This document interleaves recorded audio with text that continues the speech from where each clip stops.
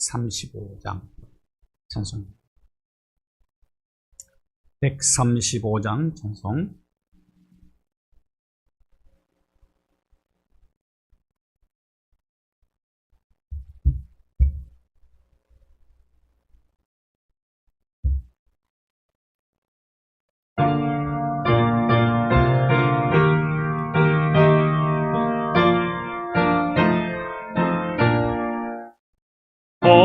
어저께나 오늘이나 어느 때든지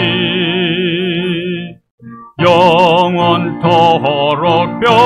변함없는 거룩한 말씀 믿고 순종하는 이의 생명 되시며 한량없이 아름다운 기쁜 말일세. 어저께나 오늘이나 영원 무궁히 한결같은 주 예수께 찬양합니다. 세상 지나고 변할지라도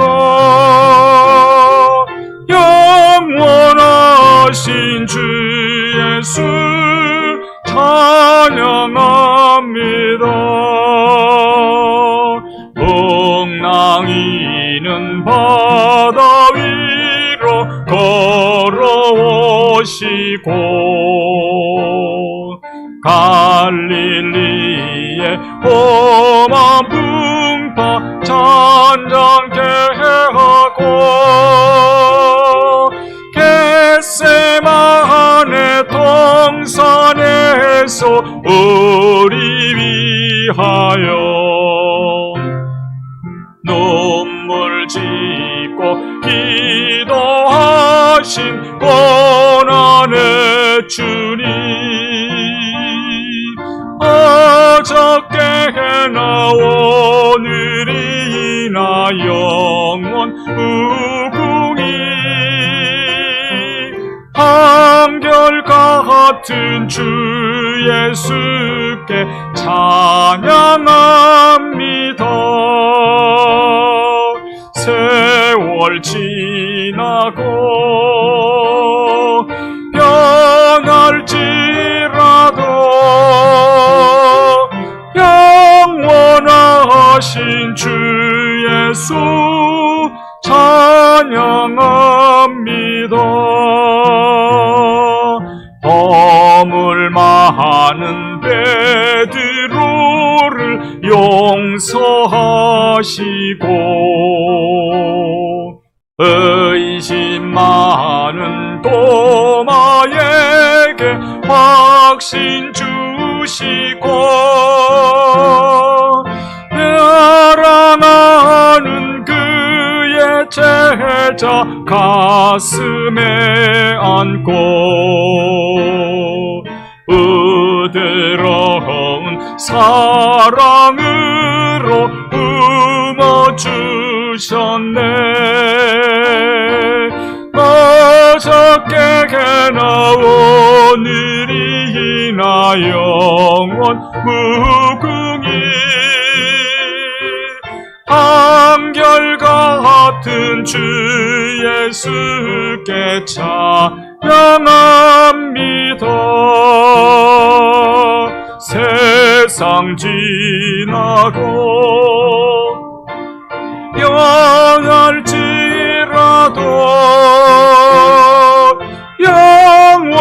영원하신 주 예수 찬양합니다.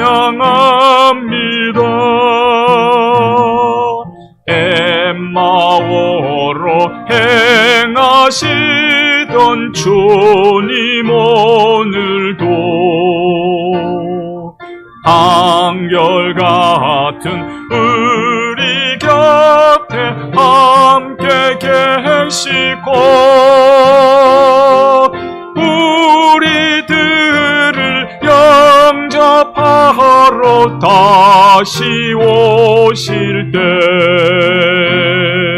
변함없는 영광의 주 진이 배우리. 어저께 나 오늘이 나영 원무궁이 한결같은 을 예수께 찬양합니다. 어저께 나 오늘이 나영 원무궁이 한결같은 주 예수께 찬양합니다. 세상 지나고 변할지라도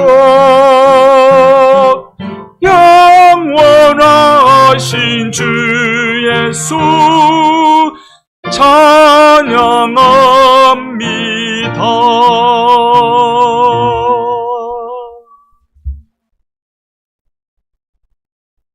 175장 찬송. 175장 찬송.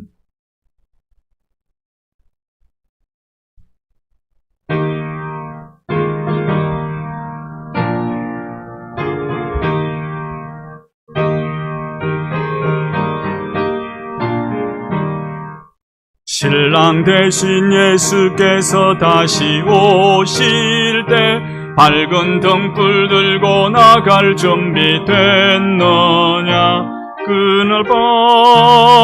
그날 밤에 주님 맞을 등불이 준비됐느냐.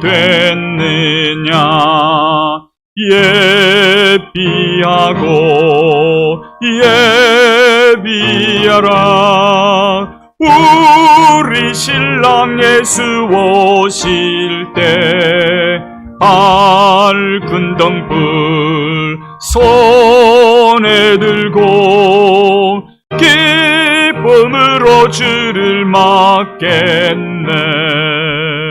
주를 나와 맞으라는 소리 들릴 때 기뻐하며 주를 맞이할 수 있느냐.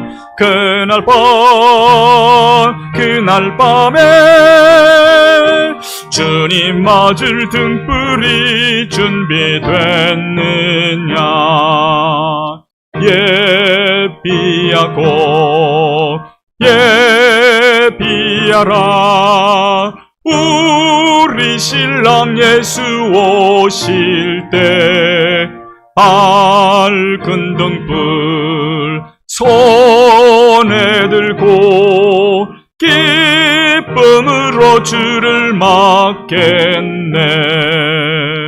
항상 깨어 기도하며 거룩한 길을 준비하지 않고 주를 맞지 못하리. 그날 밤에 주님 맞을 등불이 준비됐느냐. 예비하고 예비하라. 우리 신랑 예수 오실 때 밝은 등불 손에 들고 기쁨으로 주를 맞겠네. 한날 밤에 영화로운 혼인잔치에 기뻐하며 할렐루야 찬송 부르리. 그날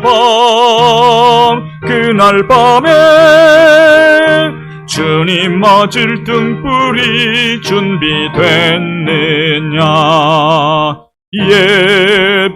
예비하고 예비하라. 우리 신랑 예수 오실 때 밝은 등불 손에 들고 기쁨으로 기쁨으로 주를 맞겠네. 그날 밤에 영화로운 혼인 자리에 기뻐하며 할렐루야 찬송 부르리. 그날 밤에 주님 맞을 등불이 준비됐느냐.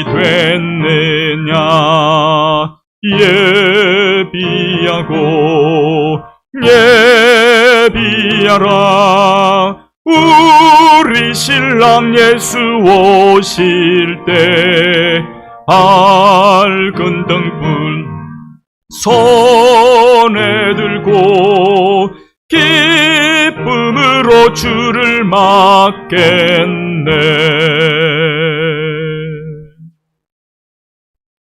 한 장 더 하겠습니다. 303장 찬송입니다. 303장.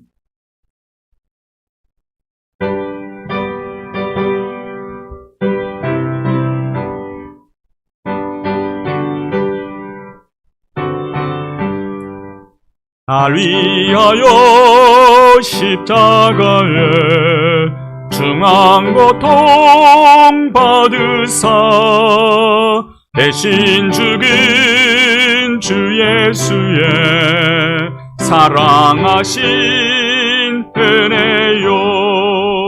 보배로운 피를 흘려 영영 죽을 죄에서 구속함을 받은 우리 어찌 찬양 안 할까. 예수 안에 있는 우리 한량없이 즐겁고 주 성령의 위로함이 마음속에 차도다.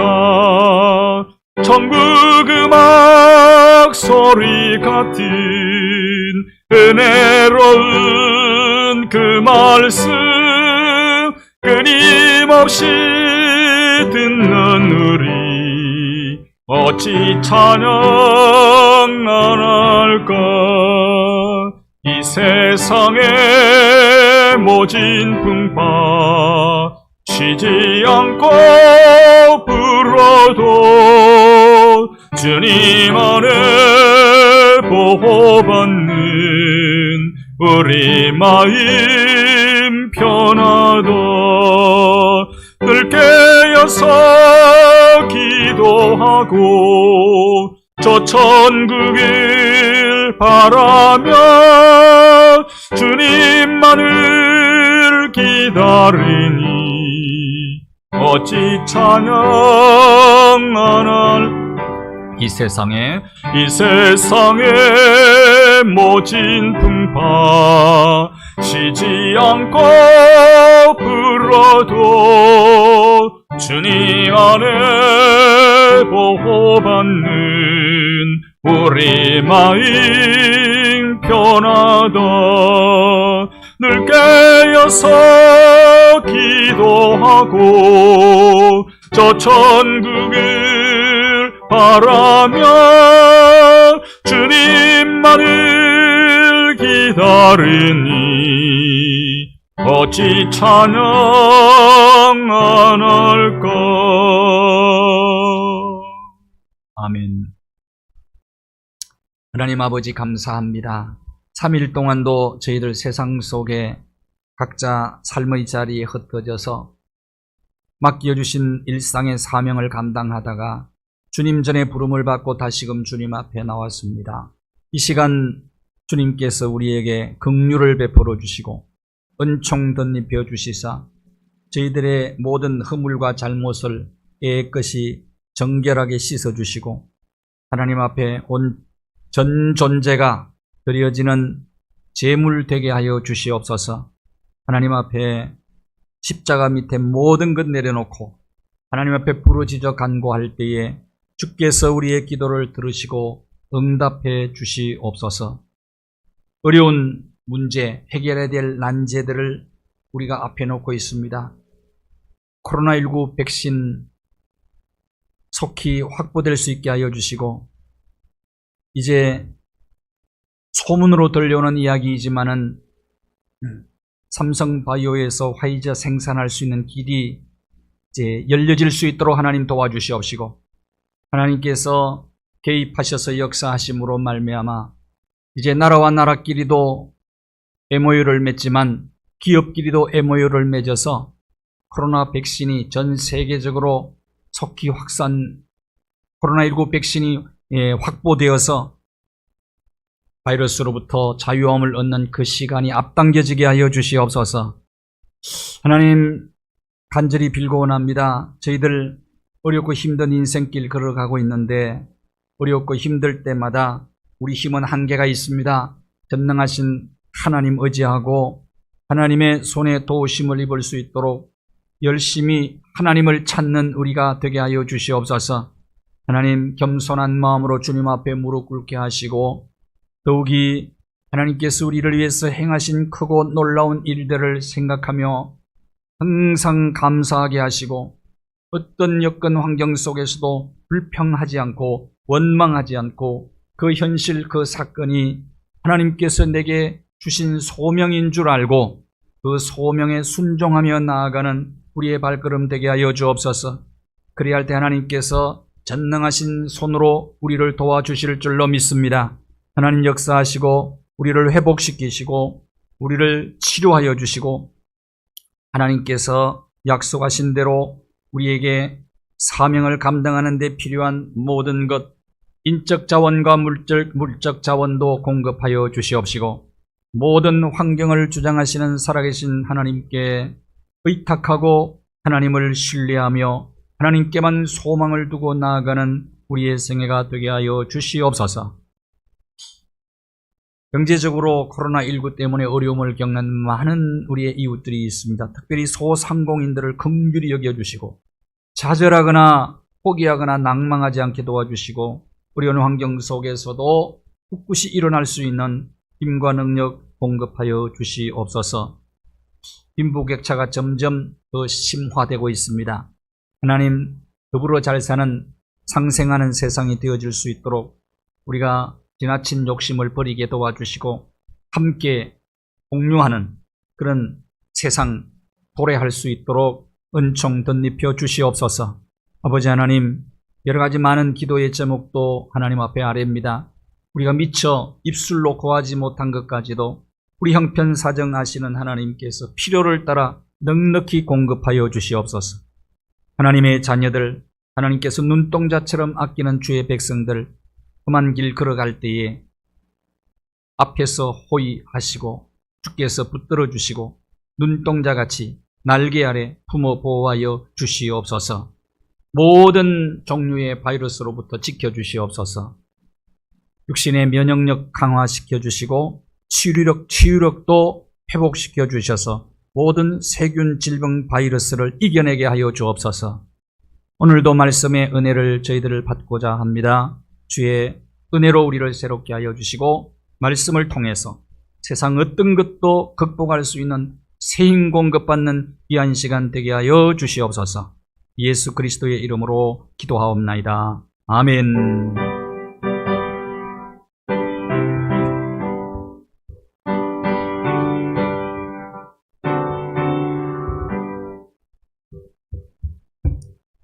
오늘 이 시간 우리에게 주실 말씀은 베드로전서 2장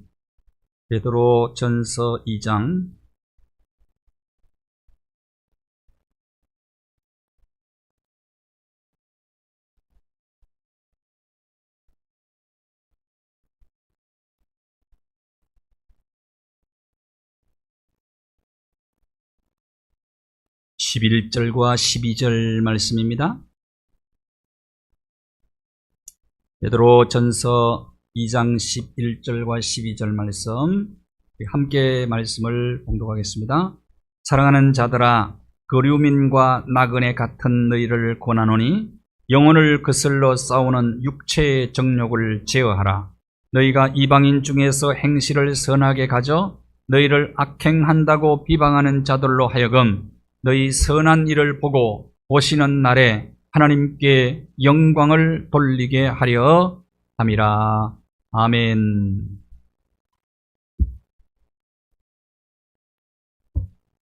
베드로 전후서의 시대적 배경은 로마 네로 황제 때입니다.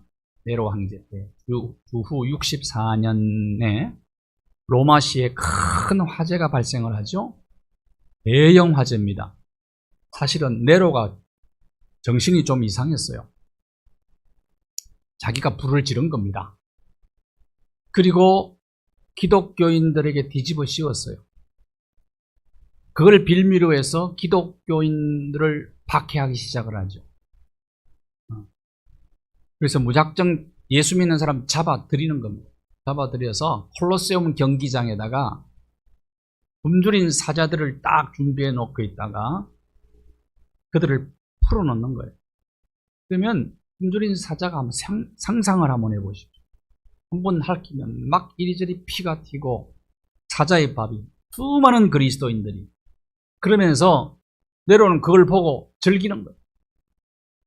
그리고 많은 콜로세움 경기장의 관중들을 하여금 그걸 그냥 구경하게 만들어요. 그리고 화형에 처합니다. 화형. 얼마나 많은 사람들을 화형에 처했는지 어두운 밤을 밝히는 마치 등불처럼 그렇게 되었다.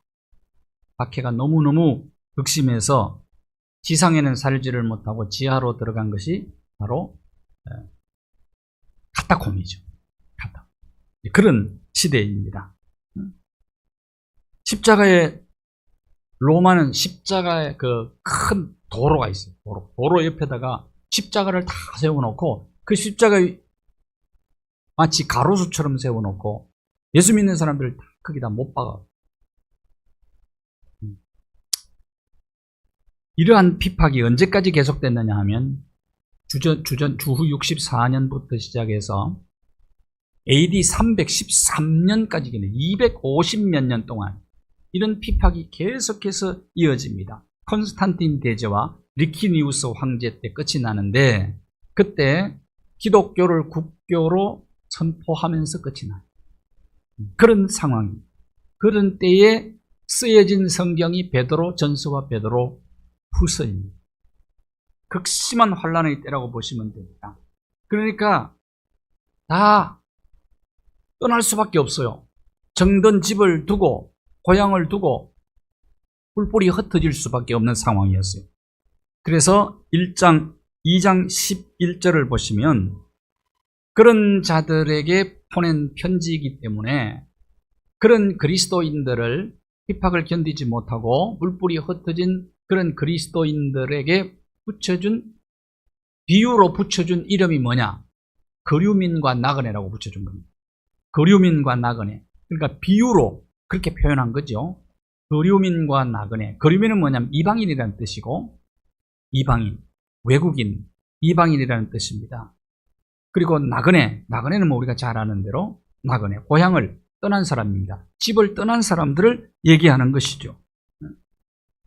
이걸 베드로가 본향이 하나님의 나라인 그리스도인들을 비유로 은유법으로 쓴 거예요. 거류민과 나그네다. 베드로전서 1장 1절에 보면 이 편지를 받는 수신인들을 소개합니다. 그들이 어디에 살고 있는 사람들이었냐 한번 보십시오.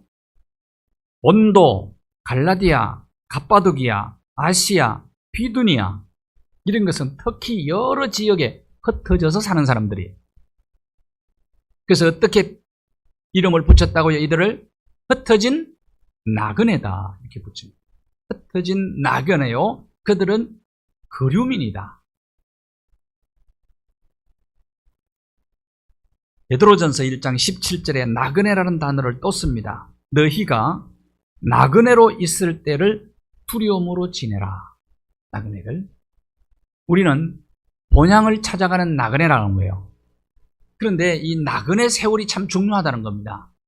나그네로 있을 때 영혼을 준비할 수 있는 기회는 그때밖에 없는 거예요. 그래서 중요하다는 겁니다. 이 기회가. 고생길이죠. 흩어져서 핍박을 피해서 숨어서 사는 사람들도 많았고 신분을 숨기며 사는 사람들도 많았고 모든 것을 잃어버리는 사람들이 대부분이죠. 여러분 이게 쉬운 일이 아니잖아요. 이게 가장 어려운 일 아니겠어요? 정든 모든 것들, 정든 집을 두고 정든 사람들과 헤어져야 되고 그리고 내가 지금까지 일궈놓은 모든 것들을 고스란히 두고 떠난다는 것은 굉장히 어려운 일이다. 고통스러운 일이다 이거죠. 그러나 이 나그네 길이 얼마나 중요하냐. 영혼을 준비할 수 있는 기회가 이 기회밖에 없기 때문에 그때 잘 살아야 된다는 거예요. 어렵고 힘들 때일수록. 베드로 사도가 그래서 붓을 들고 편지를 써서 흩어진 나그네들에게 그들을 위로하기 위해서, 그들에게 소망을 심어주기 위해서, 어려운 비판과 환경 속에서도 꿋꿋이 잘 버텨낼 수 있도록 하기 위해서 편지를 써서 보낸 것이 베드로 전서와 베드로 후서입니다. 우리는 잠깐 이 땅에 머물다가 가는 나그네예요. 그래서 나그네 의식을 가지고 살아야 됩니다. 어쩌면 잠시도 이 생각을 잊어버리면 안 돼.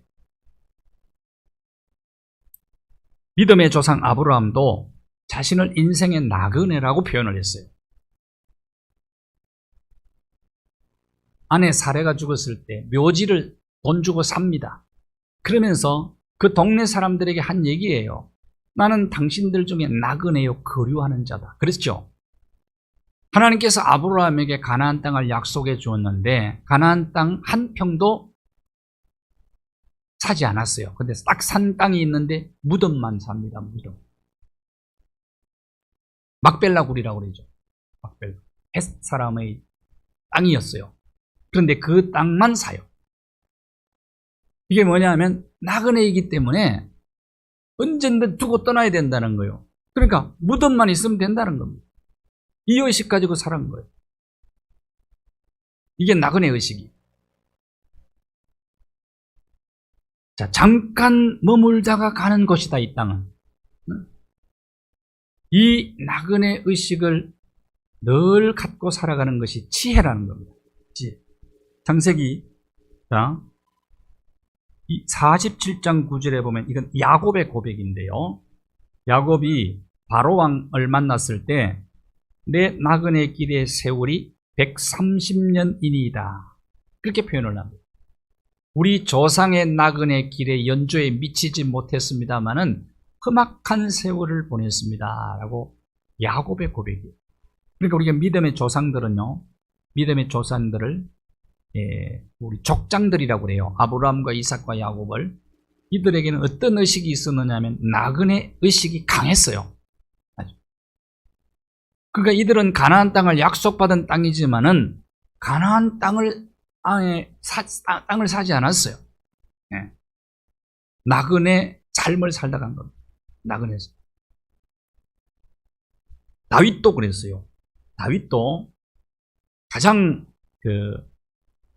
이스라엘 왕들 중에 가장 강력한 왕이었고 지금도 다윗을 성군이라고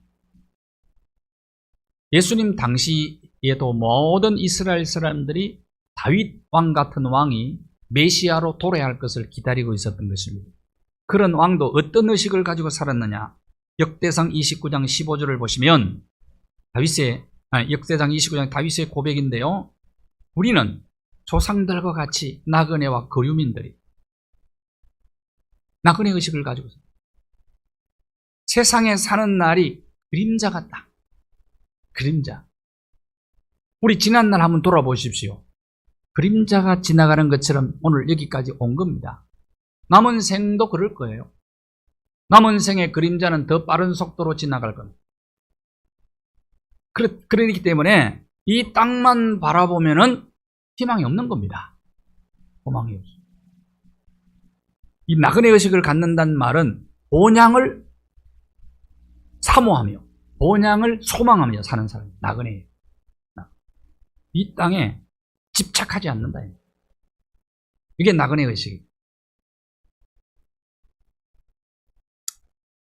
이 땅은 임시 거주처예요. 잠깐 지나가는 것입니다. 마치 정거장과 같은 거예요. 정거장. 주님이 오라고 하시면 모든 것 다 두고 떠나야 됩니다. 그렇기 때문에 육신을 입고 있는 나그네 세월을 잘 보내야 된다. 잘 보내. 그 나그네 세월 동안의 삶이 영원한 본향에서의 삶을 결정하기 때문에 그런 겁니다. 그래서 두려움으로 지내라 라고 얘기한 겁니다. 자, 그러면 우리가 나그네 길을 어떻게 걸어가야 될 것인가? 나그네로 있을 때 어떻게 살아야 되느냐? 제일 먼저 영원한 본향, 천국을 소망하며 살아라는 겁니다.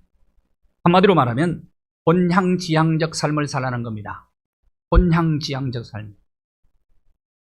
우리는 더 나은 본향을 사모하는 사람이다. 천국 소망하며 사는 사람이다.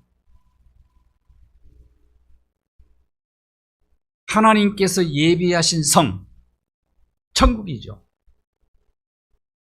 그곳이 본향이지 우리는 지금은 나그네로 이 땅은 지나가는 곳이다.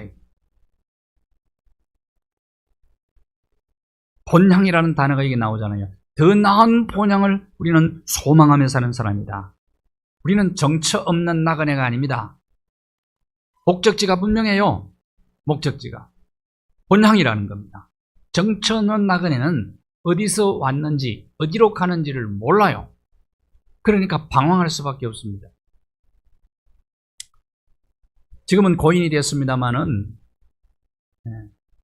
제가 알기로는 그분이 서울대 출신인 걸로 알고 있는데 최희준 가수, 이분이 부른 유명한 곡이 있습니다. 하숙생이라는 곡이.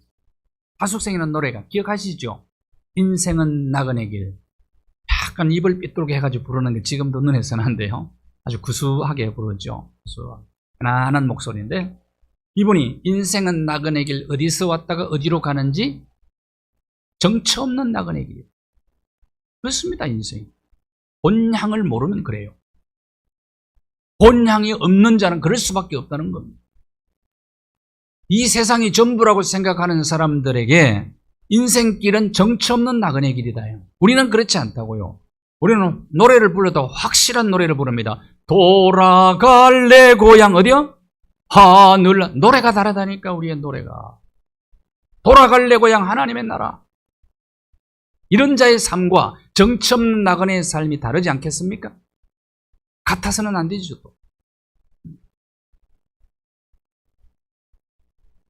정처 없는 나그네 길을 걸었던 자들의 결말이 어땠는가? 많은 사례들이 있어요. 역사 속. 성경의 사례도 있고.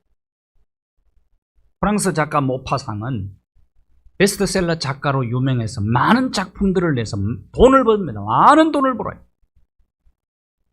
그래서 주변에 있는 모든 사람들이 그를 부러워했어요. 그럴 수밖에 없죠. 명성이 있지요. 돈 있죠. 지중해 변에 지중해에 큰 요트를 띄우고 노르망디에 저택이 있고 별장이 있고 파리에 큰 또 저택이 있고 그런 거예요. 그렇게 산 거예요.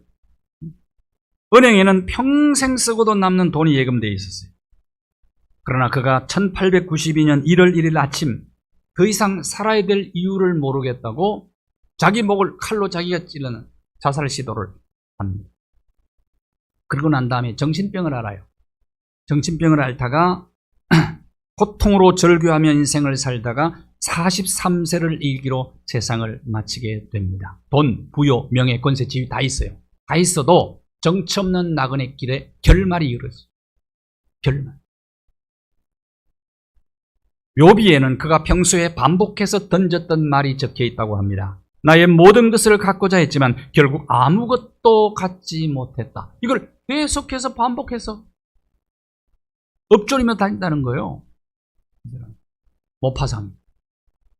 나는 모든 것을 가지려고 했는데 원하는 바를 아무것도 갖지 못했다고 고백을 하는 거예요. 이해가 됩니까? 살아야 된 이유를 모르는 거예요. 남이 부러워할 모든 것을 다 가지고 있는데 자기는 아무것도 갖지 못했다고 얘기를 하는 거예요. 왜? 정처 없는 나그네였기 때문에. 원하는 바를 이루기 위해서 정처 없는 나그네들이 도전도 합니다. 땀도 흘립니다. 남다른 수고를 합니다. 그런데 마침 원하는 것을 이루었어요. 마침내 이루었는데 그는 허무주의에 빠져버려요. 그럴 수밖에 없지 않겠어요?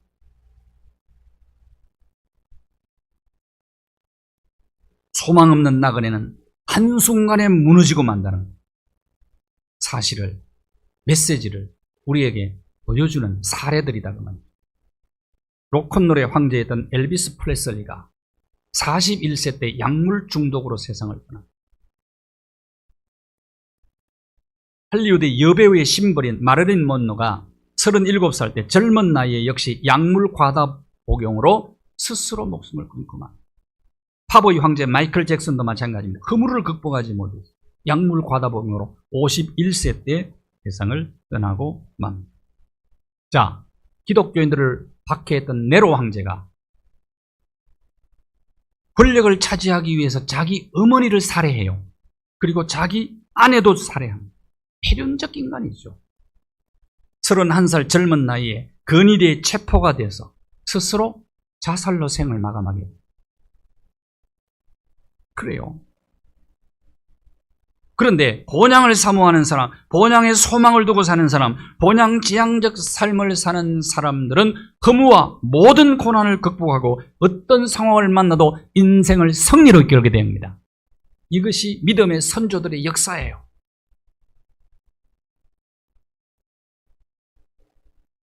우리는 정처 없는 나그네가 아닙니다.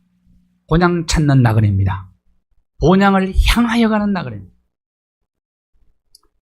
저희 학교 다닐 때 저희들이 배웠던 김두한 교수가 작곡요, 박사도 이분이 쓴 게 있어요. 본향을 향하네 라는 곡.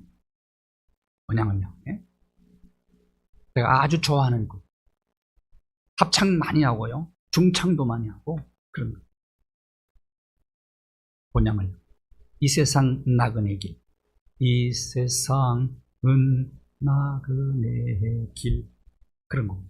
그 곡이 잘 만들어진 곡입니다. 우리나라 우리 만든 곡인데도 명곡이에요. 본향 찾는 나그네. 베드로전서 1장 3절 4절을 보십시오. 그 본향은 어떤 곳이 나는 겁니까? 죽은 자 가운데서 부활하신 예수 그리스도로 말미암아 산 소망을 갖게 한 나라가 본향이에요. 그분이 우리에게 예수 그리스도가 산 소망이요. 예수님은 십자가와 부활을 통해서 우리에게 산 소망을 주셨어요. 그것은 뭐냐입니다. 하나님이 우리를 위해서 마련해 놓으신 유업이라는 거예요. 썩지도 않고 더럽지도 않고 새하지 않는 유업이 우리의 본향이란 말입니다. 이것이 산 소망이라. 이 산 소망인 하나님의 나라 본향이 우리를 위해서 준비되어 있는 줄로 믿습니다.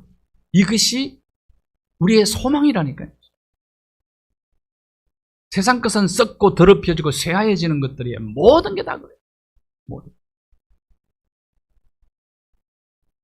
우리의 육신이 굉장히 중요하지만은 언젠가는 썩어 문드러질 것들 아닙니까? 육체의 종착역은 공동묘지 아닙니까? 20절, 빌립보 3장 20절은 같이 읽겠습니다. 그러나 우리의 시민권은 하늘에 있는지라 거기로부터 구원하는 자 곧 주 예수 그리스도를 기다리노니. 우리의 시민권은 하늘에 있다. 우리는 두 가지 시민권이 있죠. 대한민국 국적이 있고 하늘나라 시민권도 가지고 있다. 그래서 우리가 진짜 소망은 하나님의 나라. 그런데 그 소망의 나라에 누가 계시나? 우리의 구원자, 우리를 사랑하시는 그분이 그곳에 계세요. 그분을 우리는 기다리는 것이 소망이에요. 우리에게 산 소망을 주신 그분을 기다리는 게 우리의 소망이에요. 자, 이 하늘나라의 본향의 소망을 두고 본향지향적 삶을 살아가는 사람들은 어떻게 사는가인가요? 히브리서 11장. 예수님 때문에, 우리에게 산 소망이신 예수님 때문에 조롱도 당하고 채찍질도 당하고 결박도 당하고 옥에 갇히고 온갖 시련을 다 받고 돌로 맞고 톱으로 켬을 당하고 시험과 칼로 죽임을 당하고 양과 염소의 가죽이라는 말은 가죽을 말려가지고 물을 뿌려. 그러면 또 그 사람을 그 집어넣어. 그럼 묶어요. 묶으면 가죽이 팽창, 그 다음에 축소, 팽창, 축소 이렇게 되면서 사람을 조여 죽이는 거예요. 서서히 조여 죽이는 거예요. 그걸 얘기하는 겁니다. 궁핍, 환난, 학대, 때로는 광야의 산과 동굴, 토굴에 쫓겨다니며 유리방황할지라도 절대로 포기하지 않아. 낙마하지도 않고. 왜? 하늘의 소망 때문에. 본향에 대한 소망 때문에. 모든 고난을 다 이겼다라고 고백하는 거예요. 선포하고 있는 거예요.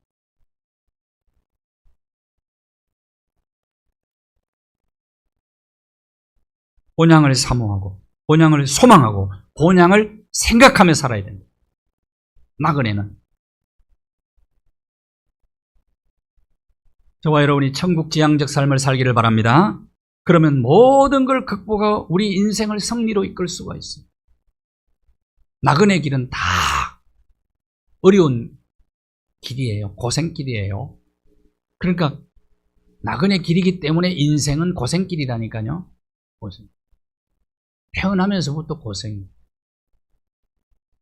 가장 안전한 엄마 뱃속에 있다가 모든 이제 그들로부터 이제 그때부터는 공격을 받는 거 아니겠어요? 세균 바이러스로부터 시작해가지고 태어나면서부터. 그러면 누구나 다 고생길을 걸어가는데, 자, 어디에 소망을 두고 살아가느냐에 따라서 우리 인생의 자세와 태도가 다른 겁니다. 고난 극복 지수가 다른 거예요. 본향의 소망을 두고 살아가는 자는 어떤 고난도 이길 수 있다는 겁니다. 어떤 고난. 또 누구 앞에서도 당당할 수가 있는 거예요. 이게 삶의 멋 아닙니까? 삶의 멋. 당당해야죠. 누구 앞에서. 비굴해질 필요가 없는 것 아니겠어요? 그 다음 어떻게 살아야 되느냐? 육체의 정욕을 제어하며 살아. 육체의 정욕. 베드로전서 2장 11절에 보면은 우리가 본향을 소망하며 살아야 되고, 그 다음에 그러면 나그네로 있을 때 어떻게 살아야 되느냐? 영혼을 거슬러 싸우는 육체의 정욕을 제어하라. 영혼을 거슬려 싸우는. 그럼 우리가 뭐와 싸워야 되느냐 이 말이에요. 가장 무서운 적은 뭐냐면 우리의 육신입니다. 육신이라는 말은 원래 영어로는 딱 구분을 해놨어요. 영어로는 육신이라는 단어가 body라고. body는 뭐냐? 우리의 살과 뼈, 힘줄, 가죽 이런 게 육신이에요. body. 근데 영어로는 또 하나 있어요. flesh라는 단어가 있어요. flesh는 뭐냐면 우리 육 속에 있는 죄의 본성을 얘기해요. 죄의 본성. 그걸 또는 육체라고 표현을 한 거죠. 육체. 그래서 오늘 본문에는 육체의 정욕으로 표현을 했는데, 여러분 성경에 육 또는 육신, 육체 이런 단어가 나올 때는 진짜 우리의 몸을 말하는지 우리 육신 속에 있는 죄의 본성을 얘기하는지를 좀 구분할 필요가 있어요. 여기는 육체의 본성입니다. 죄의 본성이요. 우리 속에는 타락한 본성이 있지 않습니까? 누구에게는? 이것과 싸워야 된다는 거예요. 그러면서 이것을 제거하라. 라디아서에 보면요, 5장 19절부터 21절까지 보면 육체의 일은 현저하다고 그랬어요. 분명하다는 거예요. 자, 육체의 일이 뭐냐? 죄의 본성이 뭐냐? 분명해요.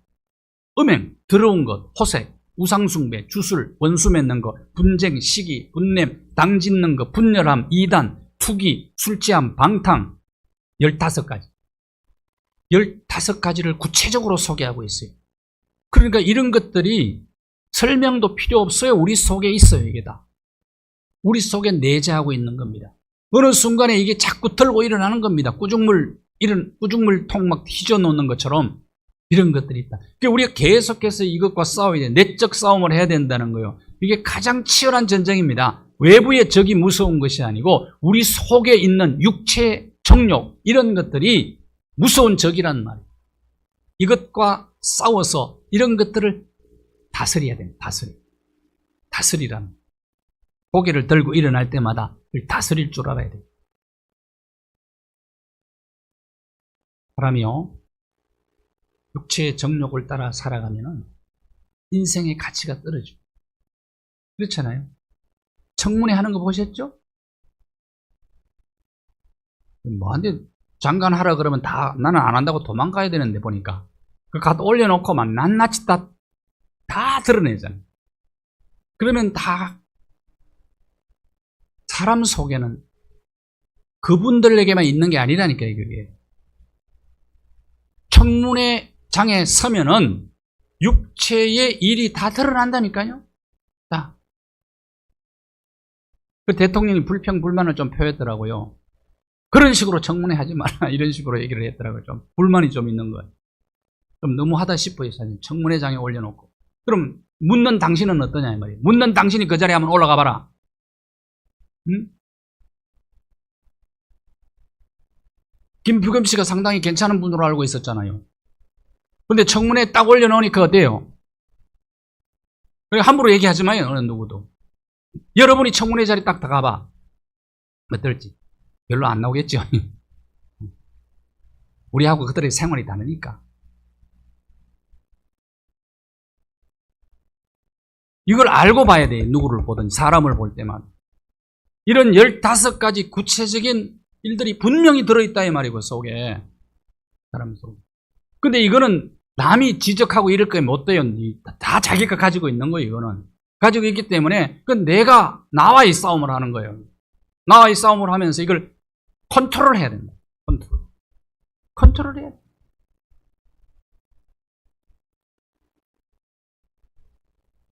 인간은 얼마나 연약한 존재인지 아십니까? 그런데 이걸 컨트롤 못하면 어떻게 되느냐? 사람은 한순간에 추락할 수가 있다는 걸 아세요. 인기 연예인들 한번 보십시오. 여지없이 무너지잖아요. SNS 댓글 때문에 무너지잖아요. 야고보 1장 15절. 왜 그러냐? 인간 속에 있는 타락한 본성인 욕심이 있어서 그게 결국은 죄를 낳고 결국은 사망을 낳는 거예요. 영적 전쟁에서 승리하려면 우리의 영혼을 거스려 싸우는 육체의 정욕을 제어해야 되는 거예요. 다스려야 됩니다. 제어한다는 단어가 아페코라는 단어인데요. 멀리 떠난다, 멀리 한다는 뜻입니다. 요셉이 이걸 컨트롤을 잘했죠. 요셉이 멀리 떠나버렸죠. 이게 아페코 했다. 금욕주의자가 되라는 얘기가 아니에요. 금욕주의. 근데 이게 잘 통제가 잘 됩니까? 그래서 말씀을 가까이 하라는 거예요. 그래서 기도하라는 거예요. 그래서 예배자가 되라는 겁니다. 기도하고 예배하고 말씀 가까이 하면 제어할 수 있는 힘을 하나님께서 주세요. 성령님이 주세요. 말씀이 주십니다. 네. 될 수 없어요. 인간은 연약하다니까요. 이 앞에. 육체의 일 앞에, 육체의 정욕 앞에 강한 자가 있습니까? 없어요. 갈라디아 5장 24절. 그리스도 예수의 사람들은 육체와 함께, 그 육체라는 단어가 나오잖아요. 육체. 이게 플래시라요. 죄의 본성입니다. 정욕과 탐심을 십자가에 못 박았느니라. 우리가 DNA가 사실은 바뀐 사람들이에요. DNA. 예수 안에서. 내 안에 계신 예수님 때문에 육체의 정욕은 아주 매력적이고 달콤합니다. 그렇기 때문에 여기에 집중하면서 얼마 동안만 지나면 금방 노예가 되어버리고 말아요. 무서운 힘을 가지고 있습니다. 대부분의 중독자들은 육체의 정욕의 노예가 되어서 나타나는 현상이에요. 그렇게 노예가 되니까 헤어나지를 못하잖아요. 왜 도박에 중독됩니까? 돈에 대한 욕심을 너무 부려서 그래요. 남의 돈을 그냥 빼앗겠다는 거 아닙니까? 그거. 요즘 좀 걱정돼요. 비트코인. 이 도박성이 있거든요. 우리 젊은 사람들이 영끌해서 여기에 지금 투자를 하고 있는데 이게 무너지면은요, 견뎌내지 못하는 사람들이 많이 속출할 수 있어요. 심히 걱정이 됩니다. 건전하게 이것도 어느 정도 좀 이렇게 내가 가지고 있는 원에서 계산을 해서 이 정도는 내가 그냥 이렇게 투자하고 이걸 만약에 날아가도 뭐 크게 문제가 없겠다. 여러분 이 정도로 해야 되는 거 아닙니까? 네?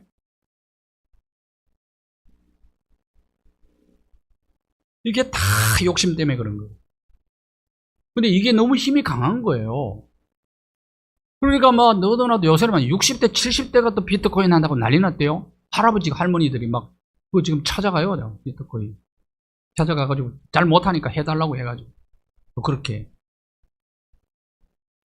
퇴직금까지 다 갖다 쏟아붓는지 모르겠어요. 적금 해약하고 난리가 났어요. 지금. 매우 위험한 일이에요. 매우 위험한.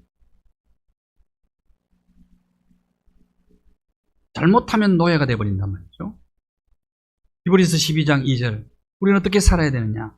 예수 그리스도를 바라보라는 거예요. 예수 그리스도께서, 예수님은 다 십자가에 못 박으셨죠. 예수님을 바라보. 베드로전 4장 2절.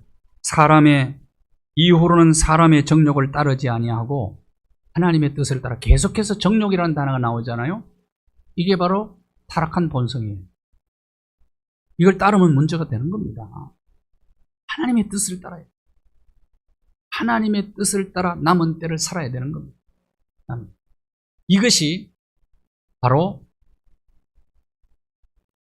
나그네 의식으로 살아요.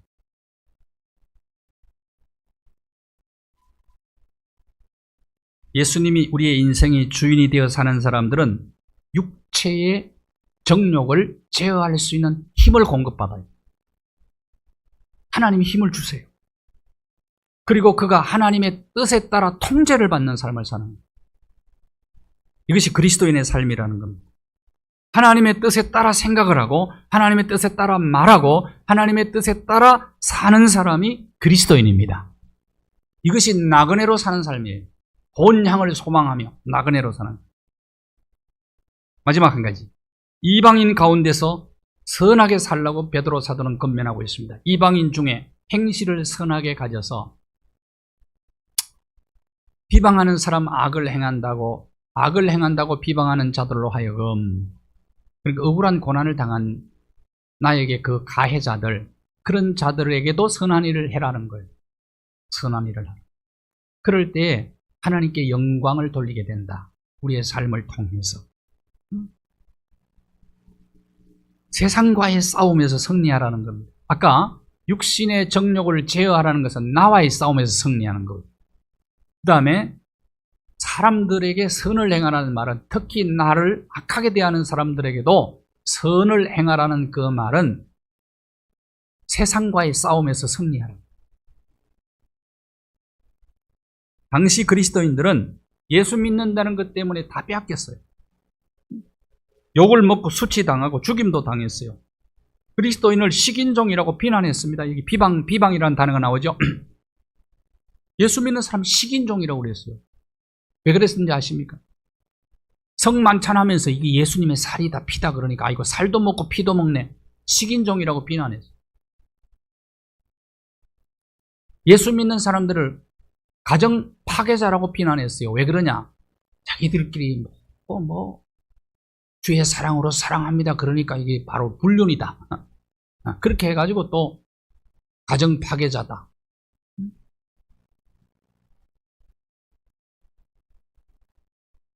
성적으로 부도덕하다. 모이면 서로 막 형제 자매라고 부르기 때문에 또 막 자기들끼리 오해를 한 겁니다. 노예 없애야 된다 그러니까 노예 도둑이다 하고 또 비난을 합니다. 그래도 그들을 사랑하라는 겁니다. 그들에게도 선을 베풀라는 겁니다. 반정부주의자, 예수 믿는 사람을 무정부주의자라고 또 비난을 했어요. 왜? 황제 숭배를 안 한다고. 황제 숭배. 예수를 왕이라 부른다고.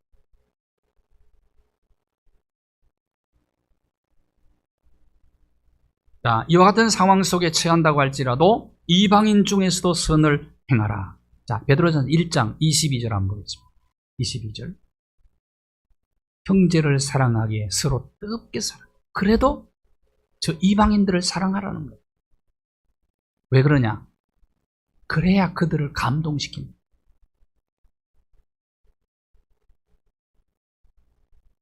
베드로전서 2장 21절. 베드로 사도가 계속해서 그러면 우리의 힘으로는 안 되니까 예수님을 본받아야 된다는 거예요. 예수님을 모델로 소개하는 겁니다. 그럼에도 불구하고 예수님은 선을 행하신 분이에요. 원수들을 용서하시고 예수님의 자취를 좀 따라가야 돼요. 죄를 범하지도 거짓도 없으신 예수님. 예수님 그런 고난을 당했는데 욕을 당해도 맞대 욕하지 않고 힘은 있어서 힘은 있는데도 위협하지 않고 하나님께 부탁합니다. 하나님께 모든 걸 부탁한 그분을 모델로 삼아서 그분의 자취를 따라가야 돼요. 결국은 그렇게 함으로 어떻게 되느냐? 이방인들로 하여금 부끄러움을 당하게 만들어서 그들을 변화시키라는 거예요. 마태복음 5장 16절. 그게 뭐라고 그랬어요? 마태복음 5장 16절은 착한 행실이라고 그랬어요. 그걸 통해서 하나님께 영광을 돌리게 하라. 비방하는 자들이 결국 우리의 선행을 보고 회개하고 돌아와서 복음 안에서 거하게 하는 것이 선행의 목적이라는 사실을 잊지 말라는 겁니다. 기독교인들은 그렇게 비난당하고 조롱하고 박해했던 그 로마를 예수 그리스도의 십자가 정신으로 그 로마 속에서 선을 행함으로 결국은 로마를 무릎 꿇게 만들어버렸어요. AD 13년에 200 몇십 년이 지난 다음에 그들은 완전히 무릎을 꿇고 콘스탄틴 대제는 로마를 기독교 국가로 선포를 합니다. 기독. 그럼에도 불구하고 세상 속에서 십자가 정신으로 선을 행하면 그리스도인들의 선행으로 말미암아 세상이 변화된다는 것입니다. 마지막 성경 구절을 한 구절 읽겠습니다. 갈라디아서 6장 9절입니다. 시작. 우리가 선을 행하되 낙심하지 말지니 포기하지 아니하면 때가 이름에 거두리라. 아멘. 기도하겠습니다. 하나님 아버지, 세상은 영주처가 아닙니다. 세상에 너무 집착하지 않게 도와주시고 세상의 나그네 길을 걸어갈 때가 영원한 본향의 삶을 결정하기 때문에 두렵고 떨림으로 구원 이루어가게 하여 주시옵소서. 영주처인 저 하늘 본향에 소망을 두고 살아가게 하옵소서. 영혼을 거슬려 싸우는 육체의 정욕을 제어하며 나 자신과의 싸움에서 승리하게 도와주시고 그럼에도 불구하고 핍박을 받고 비방을 당하고 손해를 보고 감옥에 들어가고 그리고 죽음의 현장 가운데 있다고 할지라도 예수 그리스도의 본을 따라 선행을 행함으로 하나님께 영광 돌리는 삶을 살고 수많은 사람들을, 특별히 수많은 이방인들을 그리스도께로 인도하는 그런 역사를 이루며 살아가는 우리의 생애가 되게 하여 주시옵소서. 예수 그리스도의 이름으로 기도하옵나이다. 아멘. 복음성 하나 부르겠습니다. 죄 많은 이 세상은 내 집 아니네. 내 모든 보화는 저 하늘에 있네. 찬양하겠습니다.